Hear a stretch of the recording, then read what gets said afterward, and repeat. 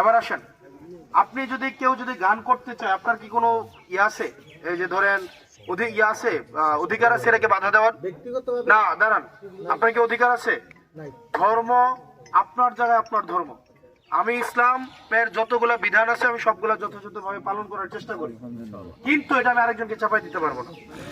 আপনাদের আমাদের এই দেশে সমাজে সকল মতের মানুষ থাকবে। এখানে আপনারা যারা আছেন, এখানে আপনারা কি সবাই এক ধরনের কাপড় পরছেন, এক ধরনের টুপি পরছেন? আপনার যে কান টুপিটা দিচ্ছেন এটার লগে আবার মিল আছে? আপনি কি বাধ্য করতে পারবেন এটার লগে এটা পরতো? সবাইকে এক ধরনের খাবার খান? সবাইকে এক ধরনের খাবার খান? সবাই এক ধরনের খাবার খান? সবাই এক ধরনের টুপি পরেন? কেউ এনে হাত বাঁধে, আবার কেউ এনে হাত বাঁধে, বাঁধে কিনা? এখন শুনেন, আপনি কখনোই আরেক জনের ব্যক্তি স্বাধীনতায় আপনি হস্তক্ষেপ করতে পারবেন না।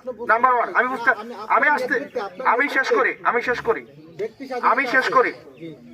2 নম্বর বিষয়, যে হিজাব পরবে সে পরবে, যে পরবে না তাকে আমি বাধ্য করতে পারবো না।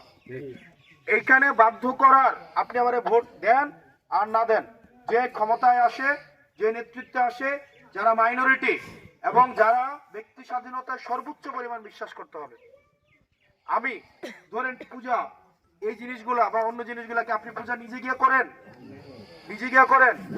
আমরা যখন পূজা আবার বিভিন্ন জায়গায় যাই নাই, কিন্তু আপনি যখন নেতৃত্বে আসবেন, পূজাটা যেন যথাযথভাবে হয়, সে যেন যথাযথভাবে পালন করতে পারে, সেটার ব্যবস্থা আপনাকে করে দিতে হবে। করে দিতে হবে কিনা? করে